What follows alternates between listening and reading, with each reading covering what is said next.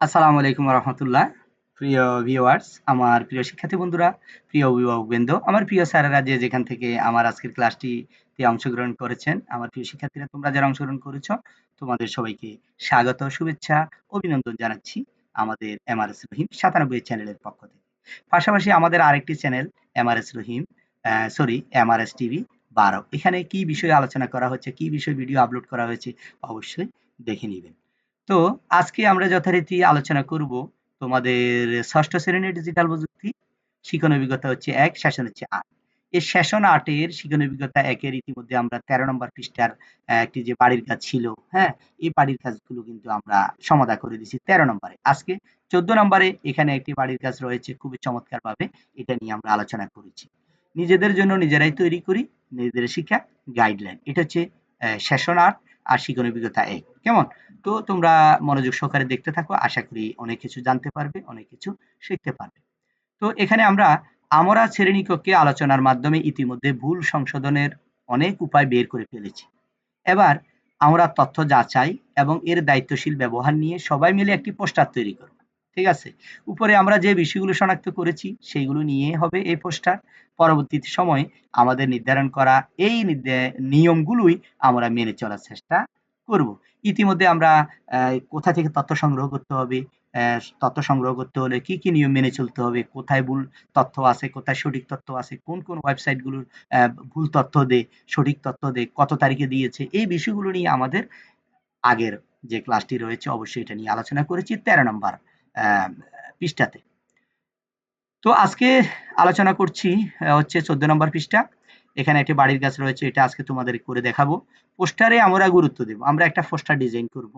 পোস্টারের ভিতরে আমরা কি গুরুত্ব দিব? দেখো, তথ্য সংগ্রহের সময় যা করা উচিত বা উচিত না। তথ্য যে আমরা সংগ্রহ করব বিভিন্ন ওয়েবসাইট থেকে, YouTube থেকে, হ্যাঁ, Google থেকে, এই তথ্যগুলো করা আমাদের জন্য সংগ্রহের সময় কি করা উচিত, কি করা উচিত না। আবার তথ্য ব্যবহারের সময় যা করা উচিত বা উচিত না। আমরা যে তথ্যগুলো সংগ্রহ করে নিয়ে আসবো, নিয়ে আসার পর আমরা যে ব্যবহার করব, এই বিষয়গুলো আমরা কি করা উচিত, কি করা উচিত না। ঠিক আছে? এই বিষয়গুলো নিয়ে আমরা একটা পোস্টার ডিজাইন করেছি। মনে রাখবো আমরা এই অভিজ্ঞতার মধ্য দিয়ে যা জানলাম তাই এই পোস্টারে লিখব।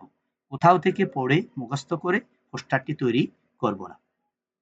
আমরা এই শিখন অভিজ্ঞতা সেশন ৮ পর্যন্ত যে আলোচনাগুলো করেছি, যেগুলো আমরা শিখেছি, যেগুলো কথা বলেছি, এই কথাগুলো দিয়ে মূলত হচ্ছে আমরা আজকের পোস্টারটা তৈরি করব।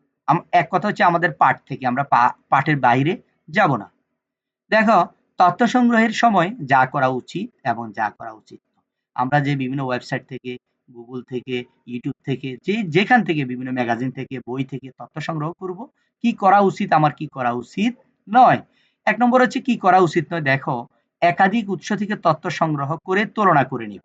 বিভিন্ন Google থেকে দেখব, তারপরে YouTube এ দেখব, হ্যাঁ, Facebook এ দেখব, ম্যাগাজিনে দেখব, বই থেকে দেখব, দেখে এটা তুলনা করব। কেমন? এটা আসলে কোনটা সঠিক? তারপর হচ্ছে সঠিক তথ্য যাচাই করব। আসলে সঠিক তথ্যটা, এই যে আমি তথ্যটা নিলাম, এটা কতটুকু সত্য, কতটুকু মিথ্যা, এগুলোও কি করব আমি যাচাই করব। ভুল তথ্য সংগ্রহ করব না। কখনো ভুল তথ্যকে আমি কি করব না? সংগ্রহ করব না। এরপরে আসা তথ্য আমি ব্যবহার করব। ব্যবহার করার সময় আমার কি করা উচিত, কি করা উচিত নয়।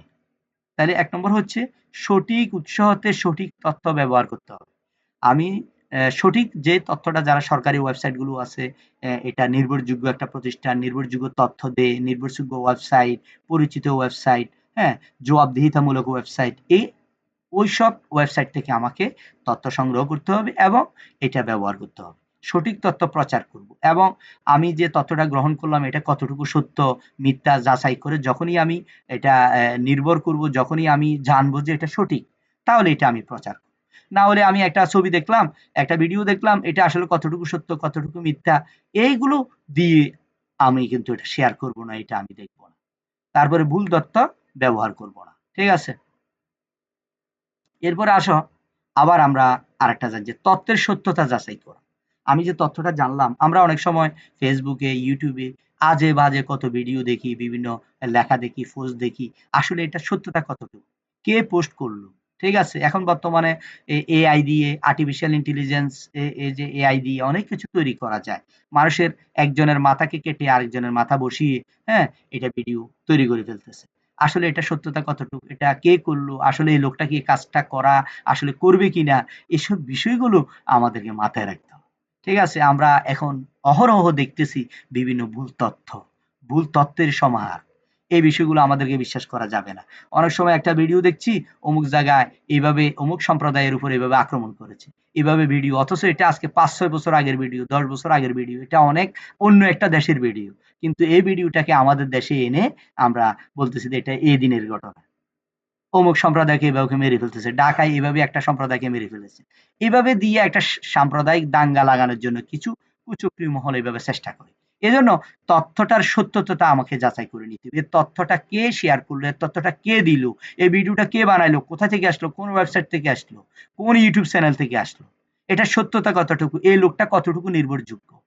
এগুলো আমাদেরকে মাথায় রাখতে হবে। তথ্যের গোপনীয়তা রক্ষা করা, তথ্যের উৎস জানা, তথ্যের অপব্যবহার না করা। এগুলো হচ্ছে আমরা তথ্য যখন ব্যবহার করব এই বিষয়গুলো আমাদেরকে খেয়াল করব। ঠিক আছে? প্রিয় শিক্ষার্থী বন্ধুরা, আজকে এতটুকুই। তোমাদের ক্লাস, আজকের ভিডিওটি তোমাদের কেমন লেগেছে অবশ্যই কমেন্টস করে জানাবে। আর যারা নতুন এসেছো অবশ্যই চ্যানেলটি সাবস্ক্রাইব করে রাখবে। পাশে থাকা বেল আইকন ক্লিক করে রাখবে। নতুন নতুন ভিডিওগুলো তোমার কাছে খুব সহজে চলে যাবে। পাশাপাশি তোমাদের কাছে একটা রিকোয়েস্ট, আমার এই চ্যানেলে আমার বন্ধুরা যারা রয়েছে, আমার ছাত্ররা যারা রয়েছে, আমাদের নতুন একটি চ্যানেল এমআরএস টিভি ভারত, এই চ্যানেলটি তোমরা একটু দেখে নিবে। কি কি বিষয়ে এখানে ভিডিও দিচ্ছি একটু দেখে নিবে। ধন্যবাদ, সবাইকে ভালো থাকবে। আসসালামু আলাইকুম ওয়া রাহমাতুল্লাহ।